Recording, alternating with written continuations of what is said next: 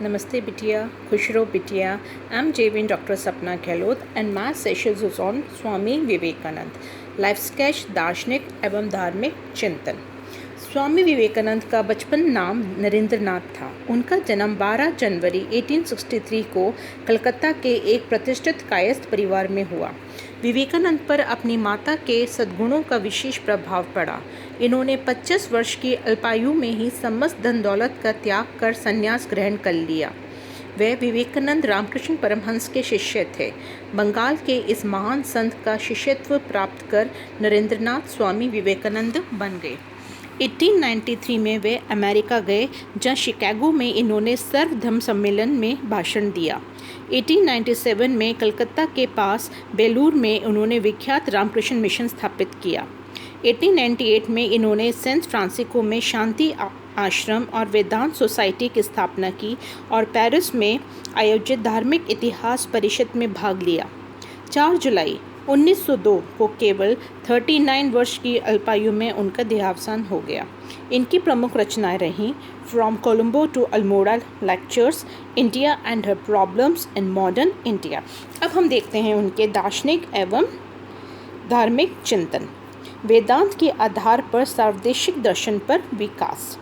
विवेकानंद जी की रुचि प्रधानता धर्म तथा दर्शन में थी। उन्होंने वेदांत दर्शन को व्यवहारिक रूप देने का अथक प्रयास किया। वेदांत के आधार पर वे एक ऐसा दर्शन विकसित करना चाहते थे जो समस्त संघर्षों को दूर करने, मानव जाति को बहुमुखी संपूर्णता के उस स्तर पर उठा सके जो उसको प्राप्य है। विवेकानंद वेदांत के निशान अध्येता थे। उनका सच्चिदानंद ब्रह्म में पूर्ण विश्वास रहा। वे ब्रह्म को सर्वोच्च सत्ता मानते थे। उनका वेदांत दर्शन 3 मुख्य स्तंभों पर निर्धारित था। पहला, मानव की वास्तविक प्रकृति ईश्वरीय है। दूसरा, जीवन का लक्ष्य उस ईश्वरीय प्रकृति की अनुभूति है। और तीसरा, समस्त धर्मों का मूल लक्ष्य समान है। विवेकानंद ईश्वर को निर्गुण तथा सगुण दोनों ही रूप में स्वीकार करते हैं।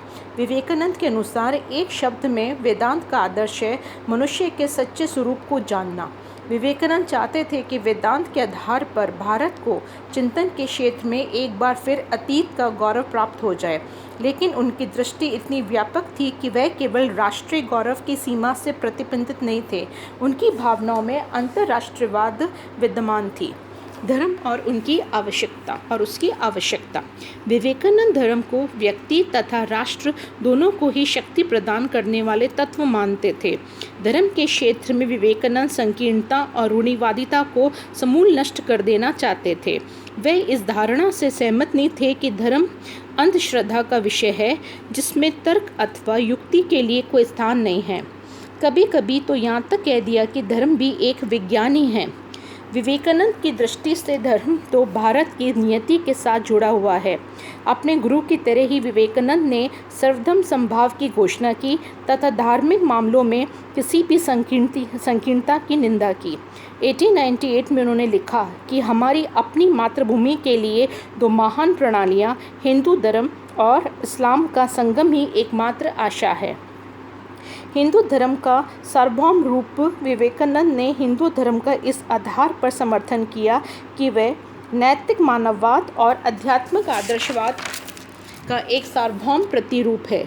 उनकी निगाह में हिंदू धर्म मानव जाति के उद्धार के लिए नैतिक तथा आध्यात्मिक विधानों और आदिजात काल निरपेक्ष नियतों की संहिता था। उन्होंने हिंदू धर्म की महानता और सावदेशिकता में अखंड विश्वास था। विवेकानंद के मुख में ये शब्द फूट पड़े थे, पृथ्वी पर ऐसा कोई धर्म नहीं है जो हिंदू धर्म के समान गरीबों और निम्न जाति वालों को गला ऐसा क्रूरता से घोंटता हो। विवेकानंद का विश्वास था कि अध्यात्म विद्या के संबंध में पृथ्वी पर कोई भी राष्ट्र हिंदुओं का मार्गदर्शन नहीं कर सकता। उनके शब्दों में, केवल विश्वास का नाम हिंदू धर्म नहीं है। हिंदू धर्म मूल मंत्र है, मैं आत्मा हूँ, ये विश्वास होना और तद्रूप बन जाना है। ईश्वर के निकट जाकर उसके दर्शन कर लेना, उनको सर्वलोक पिता ईश्वर के समान पूर्ण हो जाना, यही असल में हिंदू धर्म है।